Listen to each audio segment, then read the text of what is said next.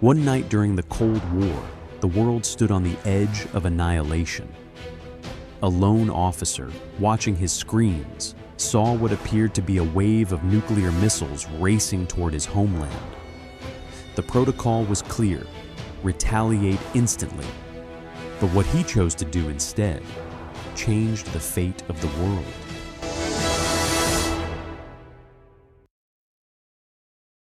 At the height of the Cold War, the world lived under a silent countdown.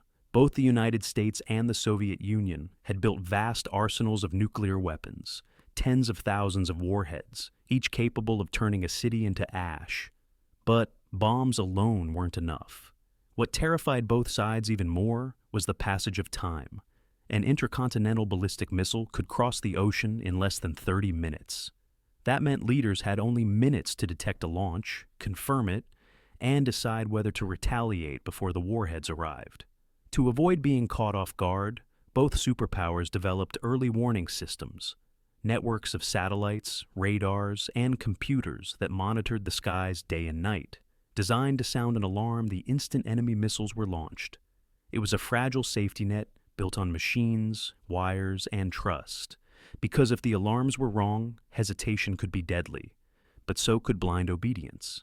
It was in one of those bunkers just outside Moscow, in the early hours of September 26th, 1983, that a man named Stanislav Petrov sat at his console, sipping from a mug of lukewarm tea, eyes half-tired from staring at screens that rarely changed. Around him, operators logged numbers, adjusted dials, and passed routine reports. It was supposed to be a quiet night. Then, at 12:15 a.m., the silence was shattered. A siren ripped through the bunker, shrill and merciless. Lights flashed. On Petrov's console, the word launch glowed in furious red. The system was screaming. An American missile had been fired. Every head in the room snapped toward the screen.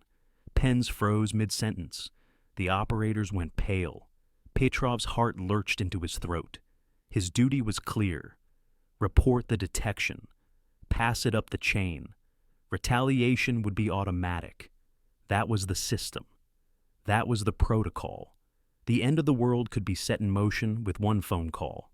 But then came the second alarm, and a third, and a fourth. Within minutes, the screen showed 5 U.S. missiles in flight, 5 nuclear warheads, enough to annihilate millions of people. The bunker shook with the sound of sirens. Operators panicked, and all eyes turned to Petrov. His hand hovered near the phone, the line to the Soviet High Command. If he said attack confirmed, Soviet missiles would launch within minutes, raining destruction across the United States. The Americans, in turn, would fire everything they had left. The nuclear exchange both sides had feared for decades would be unstoppable. Logic and instinct clashed in Petrov's mind. Why only 5 missiles? Why not 100, 1,000? The overwhelming strike the Americans would need to disarm the Soviet arsenal. He thought of his training, of the brand new satellites that fed the system, of how untested they were. And then he thought of his wife asleep in their Moscow apartment, his children dreaming in their beds.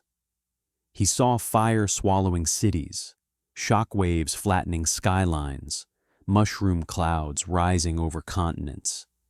He saw a future that would vanish forever if he picked up that phone.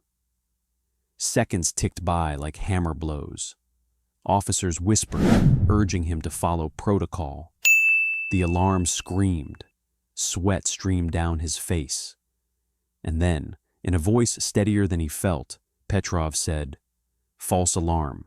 No launch. Stand down, silence." The bunker held its breath.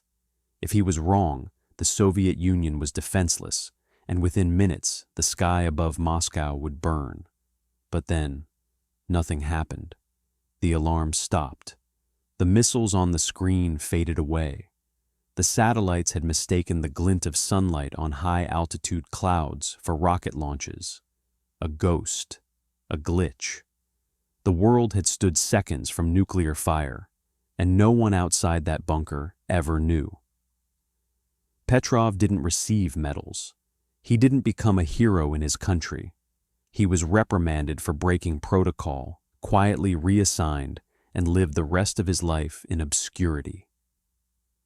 But on that September night, when machines screamed and the Cold War teetered on the edge of apocalypse, it wasn't governments, generals, or doctrines that saved humanity. It was the doubt of a single man, staring into the red glow of an alarm, deciding not to trust it, and in doing so, keeping the world alive.